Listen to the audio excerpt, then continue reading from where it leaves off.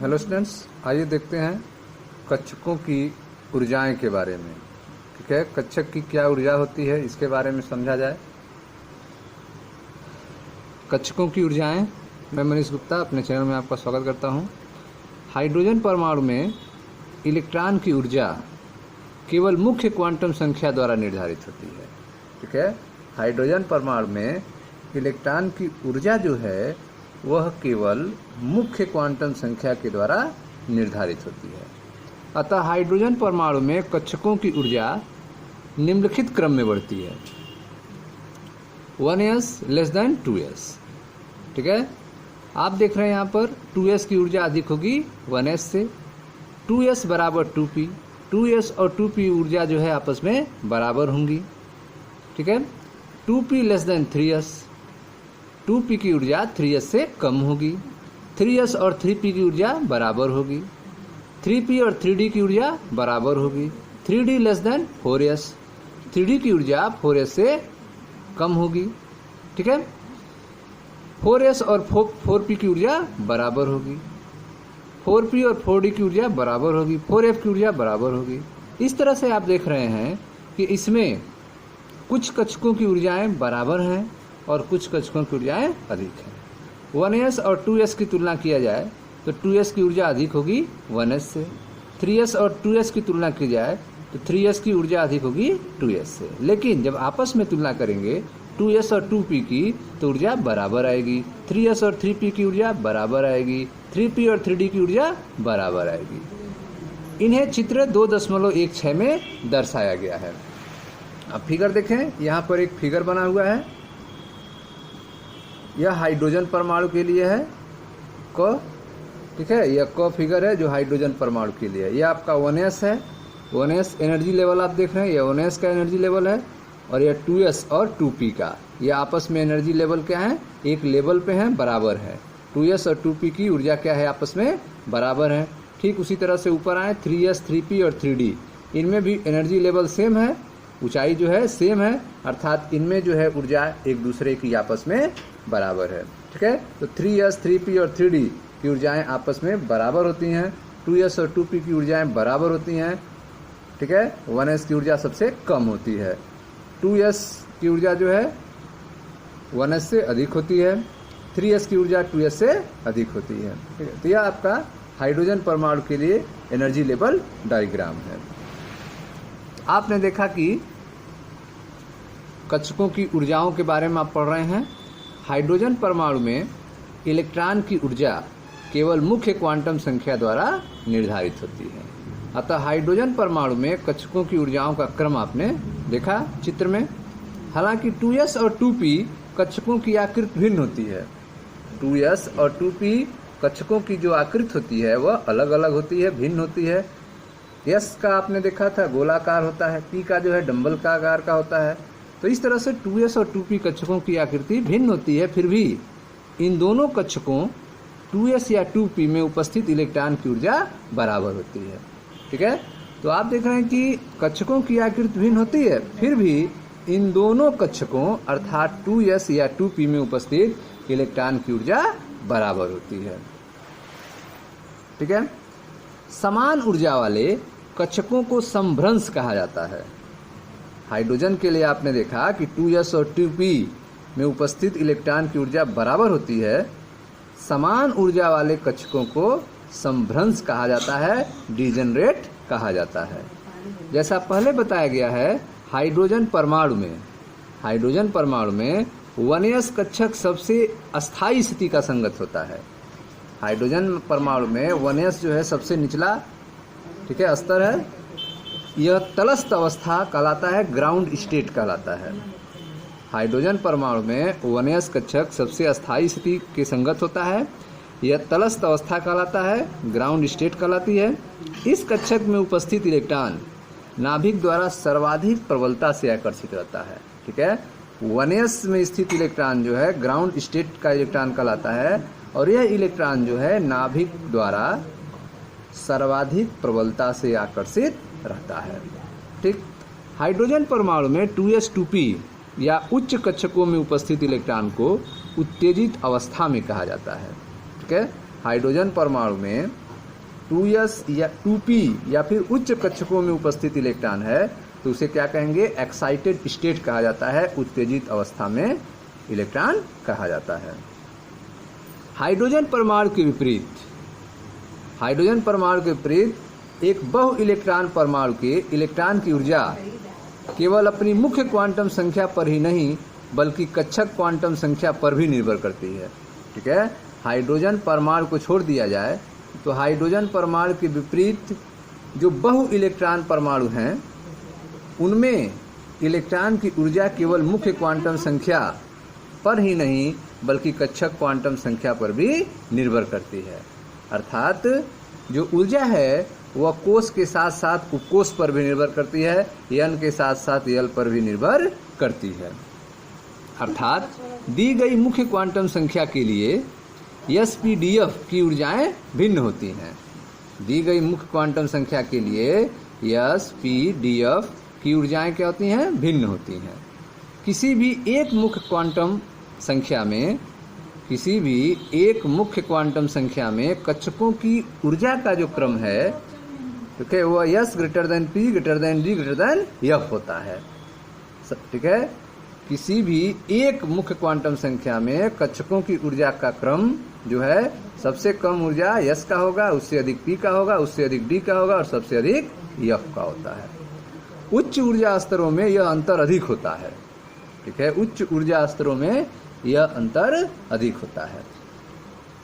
ठीक है, फिगर में आप देख सकते हैं यह बहु इलेक्ट्रॉन सिस्टम का फिगर है, ख वाला। बहु इलेक्ट्रॉनिक परमाणुओं के कुछ इलेक्ट्रॉन कोषों के ऊर्जा स्तर आरेख यहाँ पे बनाए गए हैं, जिसमें आप देख रहे हैं 1s जो सबसे नीचे है, जिसकी ऊर्जा सबसे कम है, उसके बाद उससे अधिक जो है 2s है।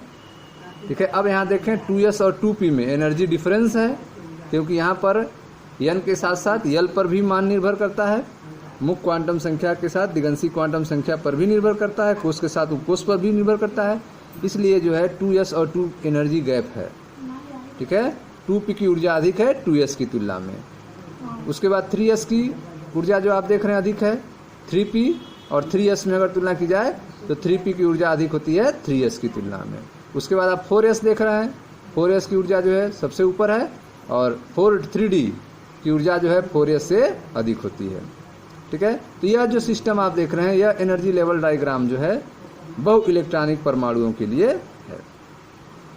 ठीक है, ध्यान दीजिए कि हाइड्रोजन परमाणु के लिए समान मुख्य क्वांटम संख्या है तो भिन्न भिन्न द्विगुणित क्वांटम संख्या होने पर भी उसकी ऊर्जा समान होती है।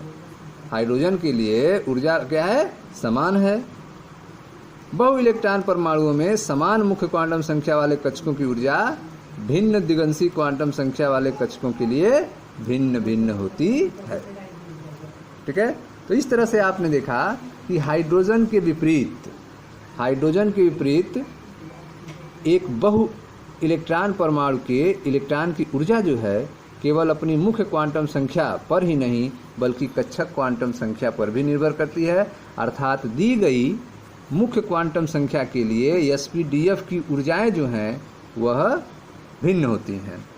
किसी भी एक मुख्य क्वांटम संख्या में कक्षकों की ऊर्जाएं जो हैं वह S > P > D > F होता है। उच्च ऊर्जा स्तरों में यह अंतर अधिक होता है। आगे देखें, कक्षकों की ऊर्जा का यह क्रम लड़खड़ा सकता है, बदल सकता है।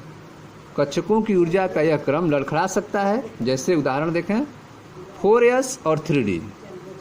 4s और 3d देखा जाए तो 3d की ऊर्जा जो है ठीक है अधिक है 4s की तुलना में। 3d की ऊर्जा क्या है यहाँ पे, अधिक है 4s की तुलना में।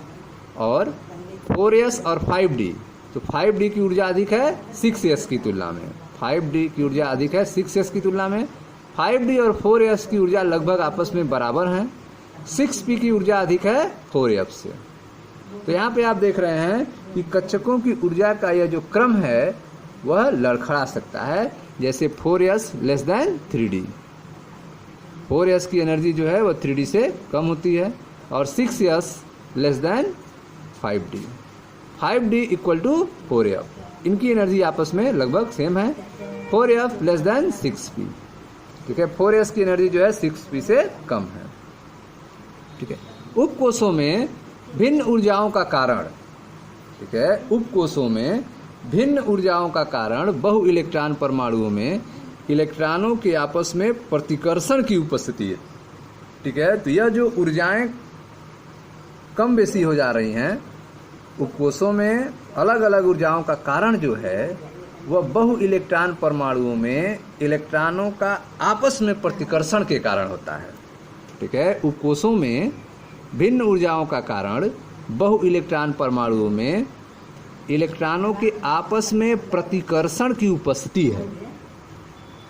हाइड्रोजन परमाणु में ऋणावेशित इलेक्ट्रॉन और धनावेशित नाभिक के बीच आकर्षण एकमात्र विद्युत अन्योन्य क्रिया है। ठीक है, अगर हाइड्रोजन परमाणु की बात की जाए तो हाइड्रोजन परमाणु में एक ही इलेक्ट्रॉन होता है, एक प्रोटॉन होता है। ठीक है, तो इनके बीच में ही आकर्षण होता है इलेक्ट्रॉन और धनावेशित नाभिक के बीच में, यही एकमात्र विद्युत अन्योन्य क्रिया होती है। लेकिन बहु इलेक्ट्रॉन परमाणुओं में इलेक्ट्रॉन तथा नाभिक के बीच आकर्षण, इलेक्ट्रॉन तथा नाभिक के बीच आकर्षण तो होता ही है, इसके अलावा परमाणु में उपस्थित एक इलेक्ट्रॉन का दूसरे इलेक्ट्रॉन से प्रतिकर्षण भी होता है। ठीक है, तो न्यूक्लियस और इलेक्ट्रॉन का अट्रैक्शन तो होता ही है, इसके साथ साथ आपस में इलेक्ट्रॉन का रिपल्सन भी होता है। किसमें? मल्टी इलेक्ट्रॉन एटम में। इस प्रकार एक बहु इलेक्ट्रॉन परमाणु में इलेक्ट्रॉन का स्थायित्व, एक बहु इलेक्ट्रॉन परमाणु में इलेक्ट्रॉन का स्थायित्व प्रतिकर्षण की तुलना में अधिक आकर्षण अन्योन्य क्रियाएं हैं। ठीक है, प्रतिकर्षण की तुलना में अधिक आकर्षण अन्योन्य क्रियाएं हैं जो इलेक्ट्रॉन के अस्तित्व का निर्धारण करती हैं। ठीक है, तो आप देख रहे हैं कि उपकोषों में भिन्न ऊर्जाओं का कारण जो है वह बहु इलेक्ट्रॉन परमाणुओं में इलेक्ट्रॉन के आपस में प्रतिकर्षण की उपस्थिति के कारण है। हाइड्रोजन परमाणु में ऋणावेशित इलेक्ट्रॉन और धनावेशित नाभिक के बीच आकर्षण एकमात्र विद्युत अन्योन्य क्रिया है, जबकि बहु इलेक्ट्रॉन परमाणुओं में इलेक्ट्रॉन तथा नाभिक के बीच आकर्षण के अलावा परमाणुओं में उपस्थित एक इलेक्ट्रॉन का दूसरे से प्रतिकर्षण भी होता है। ठीक है, इस प्रकार एक बहु इलेक्ट्रॉन परमाणु में इलेक्ट्रॉन का स्थायित्व जो है प्रतिकर्षण की तुलना में अधिक आकर्षण अन्योन्य क्रियाएं हैं। सामान्यतः बाहरी कोश में उपस्थित इलेक्ट्रॉन के अंदर के इलेक्ट्रॉनों से प्रतिकर्षण अन्योन्य क्रिया अधिक महत्वपूर्ण होती है। ठीक है, जो बाहरी कोश में उपस्थित इलेक्ट्रॉन हैं, ठीक है, उनकी अंदर के इलेक्ट्रॉनों से प्रतिकर्षण अन्योन्य क्रिया क्या होती है? अधिक महत्वपूर्ण होती है। सामान्यतः बाहरी कोश में उपस्थित इलेक्ट्रॉन के अंदर के इलेक्ट्रॉनों से प्रतिकर्षण अन्योन्य क्रिया अधिक महत्वपूर्ण होती है। दूसरी ओर नाभिक में धनावेश बढ़ने के कारण इलेक्ट्रॉनों में आकर्षण अन्योन्य क्रियाएं बढ़ती हैं। नाभिक में अगर धन आवेश बढ़ता है तो इससे जो है इलेक्ट्रॉनों में आकर्षण अन्योन्य क्रियाएं बढ़ती हैं। सामान्यतः बाहरी कोश में उपस्थित जो इलेक्ट्रॉन हैं वे अंदर के इलेक्ट्रॉनों से प्रतिकर्षण अन्योन्य क्रिया अधिक महत्वपूर्ण होती है।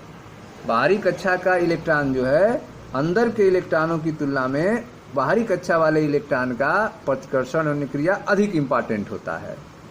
दूसरी ओर नाभिक में धनावेश बढ़ने के कारण इलेक्ट्रॉनों में आकर्षण अन्योन्य क्रिया बढ़ती है अंदर के कोषों में उपस्थित इलेक्ट्रॉनों के कारण।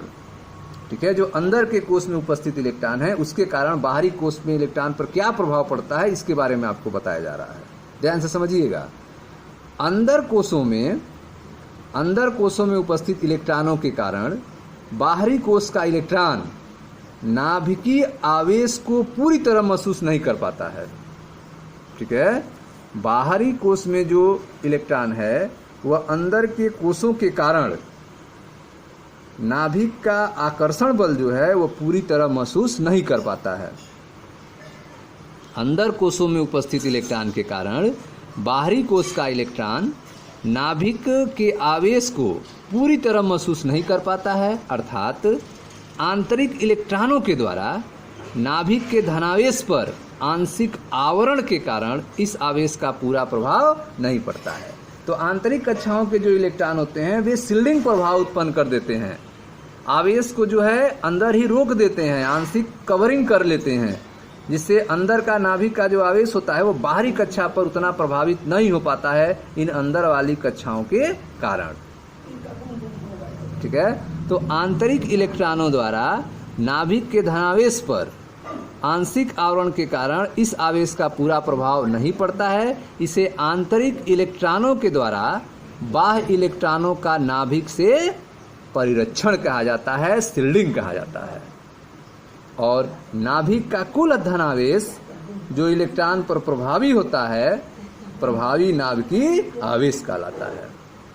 ठीक है, नाभिक का जो कुल धनावेश है जो इलेक्ट्रॉन पर प्रभावी होता है उसे प्रभावी नाभिकी आवेश कहा जाता है, इफेक्टिव न्यूक्लियर चार्ज कहा जाता है। ठीक है, तो आप देख रहे हैं कि जो बाहरी कक्षा है उस पर नाभिक जो है उतना फोर्स नहीं लगा पाता है जितना अंदर की कक्षाओं पर लगा पाता है। ऐसा क्यों होता है? क्योंकि अंदर की जो कक्षाएं होती हैं, अंदर कक्षाओं के जो इलेक्ट्रॉन होते हैं वे नाभिक के आकर्षण बल को शील्डिंग प्रभाव के कारण रोक देते हैं, जिससे बाहरी कक्षा के इलेक्ट्रॉनों पर उतना प्रभाव नहीं हो पाता है। जितना प्रभाव जो है बाहरी कक्षाओं के इलेक्ट्रॉनों पर होता है उसे प्रभावी नाभिकी आवेश कहा जाता है, इफेक्टिव न्यूक्लियर चार्ज कहा जाता है। ठीक है, तो इस तरह से आपने देखा कि सामान्यतः बाहरी कोश में उपस्थित इलेक्ट्रॉन के अंदर के इलेक्ट्रॉनों से प्रतिकर्षण अन्योन्य क्रिया अधिक महत्वपूर्ण है। दूसरी ओर नाभिक में धनावेश बढ़ने के कारण इलेक्ट्रॉनों में आकर्षण अन्योन्य क्रियाएं बढ़ती हैं। अंदर कोशों में उपस्थित इलेक्ट्रॉन के कारण बाहरी कोश का इलेक्ट्रॉन नाभिक के आवेश को पूरी तरह महसूस नहीं कर पाता है, अर्थात आंतरिक इलेक्ट्रॉनों द्वारा, ठीक है, आंतरिक इलेक्ट्रॉनों द्वारा नाभिक के धनावेश पर आंशिक आवरण के कारण इस आवेश का पूरा प्रभाव नहीं पड़ता है। इसे आंतरिक इलेक्ट्रॉनों द्वारा बाह्य इलेक्ट्रॉनों पर, आंतरिक इलेक्ट्रॉनों द्वारा बाह्य इलेक्ट्रॉनों का नाभिक से परिरक्षण कहा जाता है, शील्डिंग कहा जाता है। और नाभिक का कुल धनावेश जो इलेक्ट्रॉन पर प्रभावी होता है उसे प्रभावी नाभिकीय आवेश कहा जाता है। ठीक है, आगे देखते हैं। आंतरिक इलेक्ट्रॉनों द्वारा परिरक्षण के बावजूद, ठीक है, आंतरिक इलेक्ट्रॉनों के द्वारा परिरक्षण के बावजूद नाभिकीय आवेश में वृद्धि के साथ बाह्य इलेक्ट्रॉन द्वारा महसूस किया गया आकर्षण बल बढ़ जाता है। ठीक है, आंतरिक इलेक्ट्रॉनों के द्वारा परिरक्षण लगाया जाता है, इसके बावजूद अगर नाभिकीय आवेश बढ़ा जाए, ठीक है, नाभिकीय आवेश अगर बढ़ जाए तो बाहरी इलेक्ट्रॉन द्वारा महसूस किया जाने वाला आकर्षण बल जो है बढ़ जाता है। ठीक है, आंतरिक इलेक्ट्रॉनों द्वारा परिरक्षण के बावजूद यदि नाभिकीय आवेश में वृद्धि हो जाए तो इसके साथ बाह्य इलेक्ट्रॉन द्वारा महसूस किया गया आकर्षण बल बढ़ जाता है। दूसरे शब्द में नाभिक और इलेक्ट्रॉन के बीच अन्योन्य क्रिया की ऊर्जा, नाभिक और इलेक्ट्रॉन के बीच अन्योन्य क्रिया की ऊर्जा अर्थात कक्षक ऊर्जा परमाणु संख्या Z के बढ़ने के साथ घट जाती है। ठीक है, नाभिक और इलेक्ट्रॉन के बीच अन्योन्य क्रिया की ऊर्जा परमाणु संख्या बढ़ने के साथ घट जाती है, अर्थात अधिक ऋणात्मक हो जाए तो घट जाती है। आकर्षण और प्रतिकर्षण दोनों अन्योन्य क्रियाएं कोश के आकार तथा उपस्थित कक्षक की आकृति पर निर्भर करती है। ठीक है, तो आप देख रहे हैं कि आंतरिक इलेक्ट्रॉनों द्वारा परीक्षण के बावजूद नाभिकीय आवेश में वृद्धि के साथ बाह्य इलेक्ट्रॉनों द्वारा महसूस किया गया आकर्षण बल बढ़ जाता है। दूसरे शब्द में नाभिक और इलेक्ट्रॉन के बीच अन्योन्य क्रियाओं की ऊर्जा अर्थात कक्षक ऊर्जा परमाणु संख्या के बढ़ने के साथ घट जाता है, अर्थात अधिक ऋणात्मक हो तब घट जाता है। आकर्षण और प्रतिकर्षण, आकर्षण और प्रतिकर्षण दोनों अन्योन्य क्रियाएं कोश के आकार तथा उनमें उपस्थित कक्षक की आकृति पर निर्भर करती है। आकर्षण और प्रतिकर्षण यह जो दोनों क्रियाएं हैं यह कोश के आकार के साथ साथ कक्षक की आकृति पर भी निर्भर करती है जिसमें इलेक्ट्रॉन उपस्थित होता है। आकर्षण एवं प्रतिकर्षण दोनों अन्योन्य क्रियाएं कोश के आकार तथा उसमें उपस्थित कक्षक की आकृति जिसमें इलेक्ट्रॉन उपस्थित हों पर निर्भर करती है। उदाहरण के लिए देखें, गोलाकार आकृति के कारण S कक्षक में उपस्थित इलेक्ट्रॉन P कक्षक में उपस्थित इलेक्ट्रॉन की तुलना में बाहरी इलेक्ट्रॉनों का नाभिक से परीक्षण अधिक प्रभावी तरीके से करता है। ठीक है, S कक्षक का आकार गोलाकार होता है जबकि P कक्षक का आकार जो है डंबल के आकार का होता है। ठीक है, दोनों का आकार अलग अलग है। इसके कारण जो है S कक्षक में उपस्थित इलेक्ट्रॉन जो है वह P कक्षक में उपस्थित इलेक्ट्रॉन की तुलना में बाहरी इलेक्ट्रॉनों का नाभिक से परीक्षण अधिक प्रभावी तरीके से करता है। ठीक है, तो S जो है वह P की तुलना में अधिक प्रभावी तरीके से इलेक्ट्रॉन का परीक्षण करता है। इसी प्रकार P कक्षक में उपस्थित इलेक्ट्रॉन D कक्षक की तुलना में अधिक परीक्षण करते हैं। P कक्षक में उपस्थित इलेक्ट्रॉन जो हैं वह D कक्षक की तुलना में अधिक परीक्षण करते हैं, चाहे ये सभी कक्षक एक ही कोश में है। इसके अलावा एक ही कोश में गोलाकार आकृति के कारण S कक्षक इलेक्ट्रॉन P कक्षक इलेक्ट्रॉन की तुलना में और P कक्षक इलेक्ट्रॉन D कक्षक इलेक्ट्रॉन की तुलना में नाभिक के पास अधिक समय व्यतीत करते हैं। ठीक है, S की तुलना में P जो है नाभिक के साथ जुड़ा होगा और P की तुलना में D जो है, ठीक है, P कक्षक का इलेक्ट्रॉन जो है D कक्षक की तुलना में नाभिक के पास अधिक समय व्यतीत करते हैं। ठीक है, तो आप देख रहे हैं कि जो आकर्षण और प्रतिकर्षण है ये दोनों अन्योन्य क्रियाएं कोश के आकार तथा उनमें उपस्थित कक्षक की आकृति पर निर्भर करता है। कोश के आकार पर भी निर्भर है और कक्षक के आकृति पर भी निर्भर है। जैसा कि आपको बताया गया कि गोलाकार आकृति के कारण S कक्षक में उपस्थित इलेक्ट्रॉन जो है वह P कक्षक की उपस्थित इलेक्ट्रॉन की तुलना में बाहरी इलेक्ट्रॉनों का नाभिक से परीक्षण अधिक प्रभावी तरीके से करता है। इसी प्रकार P कक्षक में जो उपस्थित इलेक्ट्रॉन है, P कक्षक में उपस्थित इलेक्ट्रॉन की तुलना में बाहरी इलेक्ट्रॉनों का नाभिक से परीक्षण अधिक प्रभावी तरीके से करता है। इसी प्रकार P कक्षक में उपस्थित इलेक्ट्रॉन D कक्षकों की तुलना में अधिक परीक्षण करते हैं, चाहे ये सभी कक्षक एक ही कोश में हैं। इसके अलावा एक ही कोश में गोलाकार आकृति के कारण S कक्षक इलेक्ट्रॉन P कक्षक इलेक्ट्रॉन की तुलना में और P कक्षक इलेक्ट्रॉन D कक्षक इलेक्ट्रॉन की तुलना में नाभिक के पास अधिक समय व्यतीत करते हैं। दूसरे शब्द में, किसी एक कोश के लिए दिगंशी क्वांटम संख्या बढ़ने के साथ, ठीक है, किसी एक कोश अर्थात मुख्य क्वांटम संख्या की बात हो रही है। ठीक है, किसी एक कोश के दिगंशी क्वांटम संख्या अर्थात L के बढ़ने के साथ इलेक्ट्रॉन द्वारा महसूस किया गया Z इफेक्टिव घट जाता है। किसी एक ही कोश हो, उसके लिए दिगंशी क्वांटम संख्या L का मान बढ़ रहा हो तो इलेक्ट्रॉन के द्वारा महसूस किया जाने वाला Z इफेक्टिव जो होता है, प्रभावी नाभिकीय आवेश जो होता है, वह घट जाता है। ठीक है, तो किसी एक कोश के लिए दिगंशी क्वांटम संख्या बढ़ने के साथ इलेक्ट्रॉन द्वारा महसूस किया गया Z इफेक्टिव प्रभावी नाभिकीय आवेश जो है घट जाता है। ठीक है, अर्थात P कक्षक की तुलना में S कक्षक और D की तुलना में P कक्षक नाभिक से अधिक दृढ़ता से बंधा रहता है। ठीक है, P कक्षक की तुलना में S कक्षक और D कक्षक की तुलना में P कक्षक जो है नाभिक से अधिक दृढ़ता से बंधा रहता है। P कक्षक के इलेक्ट्रॉन की तुलना में S कक्षक के इलेक्ट्रॉन की और D कक्षक के इलेक्ट्रॉन की तुलना में P कक्षक के इलेक्ट्रॉन की ऊर्जा कम होती है। P और S में तुलना किया जाए, P कक्षक के इलेक्ट्रॉन की तुलना में S कक्षक के इलेक्ट्रॉन की ऊर्जा कम होती है। D कक्षक के इलेक्ट्रॉन की तुलना में P कक्षक के इलेक्ट्रॉन की ऊर्जा कम होती है। S और P में तुलना करेंगे तो S की इलेक्ट्रॉन की ऊर्जा कम होगी p की तुलना में। d और p की तुलना करेंगे तो p के इलेक्ट्रॉन की ऊर्जा कम होगी d की तुलना में। चूंकि नाभिक के प्रति परिरक्षण की मात्रा भिन्न भिन्न कक्षकों के लिए भिन्न भिन्न होती है। नाभिक के प्रति परिरक्षण की मात्रा जो है भिन्न भिन्न कक्षकों के लिए भिन्न भिन्न होती है।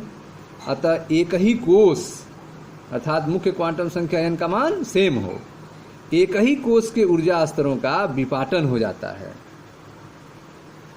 नाभिक के प्रति परिरक्षण की मात्रा भिन्न भिन्न कक्षकों के लिए भिन्न भिन्न होती है, अलग अलग कक्षकों के लिए अलग अलग होती है, जिसके कारण एक ही कोष के ऊर्जा स्तरों में क्या हो जाता है, स्प्लिटिंग हो जाता है, विपाटन हो जाता है। अर्थात जैसा पहले बताया जा चुका है कि कक्षक में उपस्थित इलेक्ट्रॉनों की ऊर्जा n तथा l के मानों पर निर्भर करती है। कक्षक में उपस्थित इलेक्ट्रॉनों की ऊर्जा कोष और उपकोष दोनों के मानों पर निर्भर करती है, n और l दोनों के मानों पर निर्भर करती है। ठीक है, तो आप देख रहे हैं कि p कक्षक की तुलना में s कक्षक और d की तुलना में p कक्षक नाभिक से अधिक दृढ़ता से बंधा रहता है। p कक्षक के इलेक्ट्रॉन की तुलना में s कक्षक के इलेक्ट्रॉन की और d कक्षक के इलेक्ट्रॉन की तुलना में p कक्षक के इलेक्ट्रॉन की ऊर्जा कम होती है। ठीक है, चूंकि नाभिक के प्रति परिरक्षण की मात्रा भिन्न भिन्न कक्षकों के लिए भिन्न भिन्न होती है, अतः एक ही कोष के ऊर्जा स्तरों का विपाटन हो जाता है। अर्थात जैसा पहले बताया जा चुका है कि कक्षक में उपस्थित इलेक्ट्रॉनों की ऊर्जा जो है वह n तथा l के मानों पर निर्भर करती है। गणितीय रूप से n और l पर कक्षकों की ऊर्जाओं की निर्भरता काफ़ी जटिल होती है।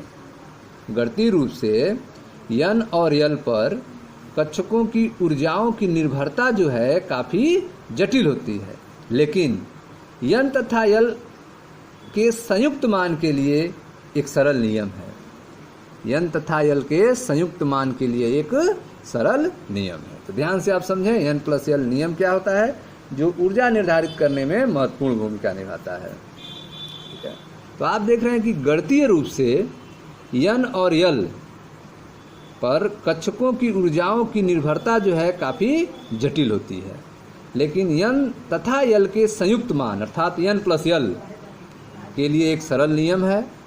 n प्लस l का मान जितना कम होगा, n प्लस l का मान जितना निम्न होगा, कम होगा, कक्षक की ऊर्जा भी उतनी ही कम होगी। ठीक है, तो n प्लस l का मान जितना कम होगा, कक्षक की ऊर्जा भी उतनी कम होगी। यदि दो कक्षकों के लिए n प्लस l का मान समान हो, यदि किसी कंडीशन में ऐसा हो जाए कि दो कक्षकों के लिए n प्लस l का मान क्या है, समान हो जाए, तो उस समय निम्न n के मान, जिसका n का मान क्या हो, कम हो उन दोनों में, उस वाले कक्षक की ऊर्जा निम्न होगी, कम होगी। ठीक है, तो n प्लस l नियम आपने क्या देखा, n प्लस l नियम जो है यह कक्षा की ऊर्जा निर्धारित करने में महत्वपूर्ण भूमिका निभाता है। n प्लस l का मान जितना कम होता है, n प्लस l का मान जितना निम्न होगा, कक्षक की ऊर्जा भी उतनी ही कम होगी। यदि दो कक्षकों के लिए n प्लस l का मान समान हो जाए, तो उस समय निम्न n, जिसका n का मान कम होगा, निम्न n के मान वाले कक्षक की ऊर्जा निम्न होगी। ठीक है, जिसका n का मान कम होगा, उस वाले कक्षक की ऊर्जा भी कम होगी। यह कब होगा, जब दो कक्षकों के लिए n प्लस l का मान समान होगा। सारणी 2.5 में n प्लस l नियम दिया गया है। ठीक है, यहाँ पे n प्लस l नियम दिया गया है 2.5 सारणी में। चित्र 2.16 में बहु इलेक्ट्रॉन परमाणुओं की ऊर्जा दर्शाई गई है। ठीक है, चित्र यहाँ पर 2.16 बना है, जिसमें बहु इलेक्ट्रॉन परमाणुओं की ऊर्जा दर्शाई गई है। तो पहले 2.5 को समझते हैं। सारणी 2.5 n प्लस l नियम के आधार पर बढ़ती ऊर्जा के साथ कक्षकों की व्यवस्था। ठीक है, पहला है आपका कक्षक 1s के लिए n का मान क्या होगा 1 होगा और l का मान जो है s के लिए 0 होता है। तो n प्लस l कितना होगा तो 1 प्लस 0 अर्थात 1 होगा। 2s के लिए तो n का मान 2 है तो l का मान 0 होता है तो 2 प्लस 0 2 होगा। ठीक। 2p के लिए तो n का मान 2 और l का मान 1 होता है, p के लिए l का मान 1 होता है, 2 प्लस 1 3 हो गया। ठीक है, यह 2p हो गया। 2p n बराबर 2 की ऊर्जा 3s से कम होती है। ठीक है, 3s को देखा जाए तो 3s n का मान 3 है, l का मान 0 हो जाएगा तो n प्लस l 3 आएगा। 3s बराबर 3s के लिए n बराबर 3। 2p और 3s की तुलना की जाए किसकी ऊर्जा कम होगी। ठीक है, तो इसके लिए n प्लस l का मान 3 है 2p के लिए और 3s के लिए भी n प्लस l का मान 3 है। अब यहाँ पे n प्लस l का मान दोनों के लिए बराबर हो गया 2p और 3s के लिए। तो ऊर्जा किसकी कम होगी जिसके लिए n का मान कम होगा। तो n का मान किसके लिए कम है 2p के लिए, 2 है इसके लिए n का मान। ठीक है, तो इसकी ऊर्जा कम होगी। जब n प्लस l का मान बराबर हो जाता है तो n का मान जिसका कम होता है उसकी ऊर्जा कम होती है। तो n का मान इसका कम है इसलिए 2p की ऊर्जा कम हो जाएगी। तो 2p n बराबर 2 की ऊर्जा 3s से कम होती है। अगला देखते हैं 3p। 3p में n का मान 3 है, l का मान 1 होता है तो 3 प्लस 1 4 हो गया। ठीक है, तो 3p n बराबर 3 की ऊर्जा 4s से कम होती है। 4s देख लेते हैं। 4s n का मान 4 है, l का मान 0 तो 4 प्लस 0 4 हो गया। तो 3p और 4s की अगर तुलना किया जाए तो 3p और 4s तो n प्लस l दोनों के लिए सेम है। n प्लस l का मान 3p और 4s के लिए दोनों के लिए सेम आ रहा है। ऊर्जा किसकी कम होगी जिसका मान n का कम होगा। तो n का मान 3p का 3 है और 4s का 4 है। तो 3p और 4s में ऊर्जा किसकी कम होगी 3p की कम होगी, 4s की ऊर्जा अधिक होगी। 3p की ऊर्जा 4s से कम होती है। 3d में n का मान 3 है, l का मान 2 होगा d के लिए। तो n प्लस l कितना होगा तो 3 और 2 5 हो जाएगा। 4p के लिए n का मान 4 है, l का मान 1 है तो 4 प्लस 1 5 हो गया। अब यहाँ पे 3d और 4p की तुलना की जाए तो दोनों के लिए l प्लस l का मान n प्लस l का मान 5 सेम है। तो n का मान किसका कम है 3d का कम है। ठीक है, तो 3d और 4p में ऊर्जा किसकी कम होगी 3d की कम होगी। ठीक है, तो जिसकी ऊर्जा कम होती है उसी में इलेक्ट्रॉन पहले इंटर करता है। तो अगर कोई कंडीशन हो जिसमें 4p और 3d में इलेक्ट्रॉन को घुसना हो तो 3d में इलेक्ट्रॉन पहले घुसेगा क्योंकि इसकी ऊर्जा कम होती है। तो 3d की ऊर्जा 4p से कम होती है। तो इस तरह से आप जो है n प्लस l रूल लगा के कक्षक के ऊर्जाओं का क्रम बता सकते हैं, इसमें इलेक्ट्रॉन जो है पहले प्रवेश करेगा।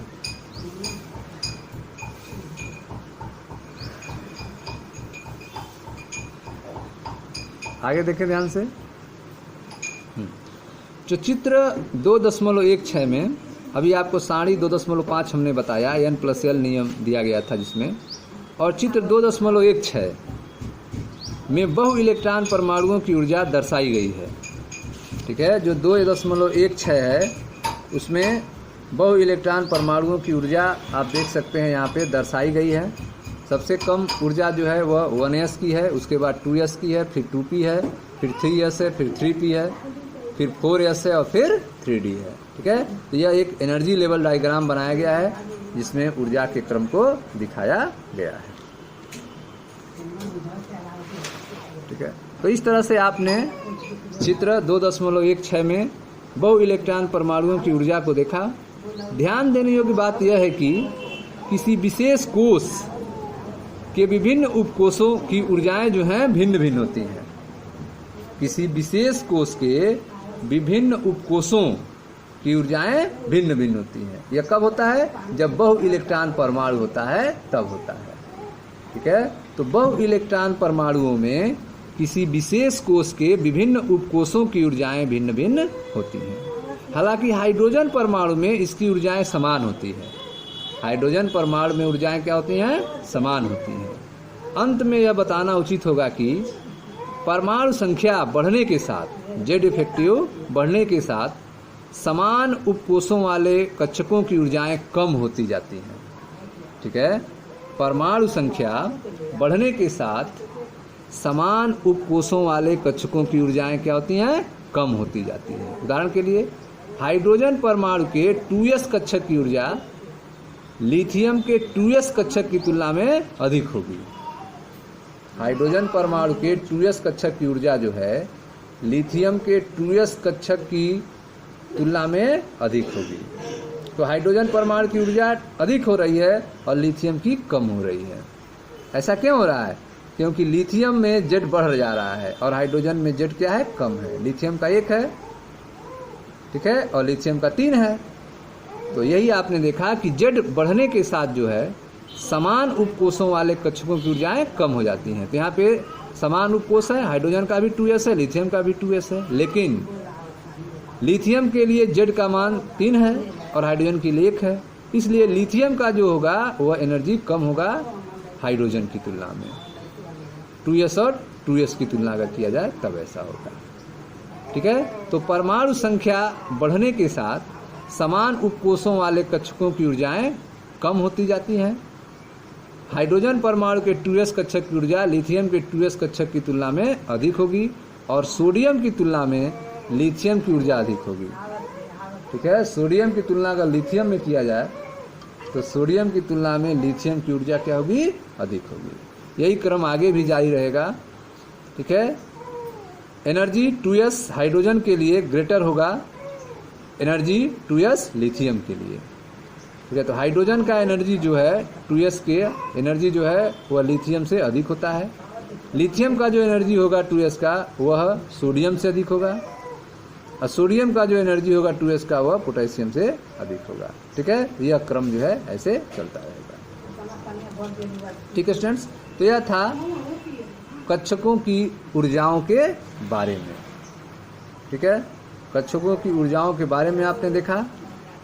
अब जो है हम लोग नेक्स्ट वीडियो में परमाणु में कक्षकों का भराव कैसे किया जाता है इसके बारे में पढ़ा जाएगा। मैं मनीष गुप्ता अपने चैनल में आपका स्वागत करता हूं। आप वीडियो को लाइक करें, शेयर करें, चैनल को सब्सक्राइब करें। धन्यवाद दोस्तों।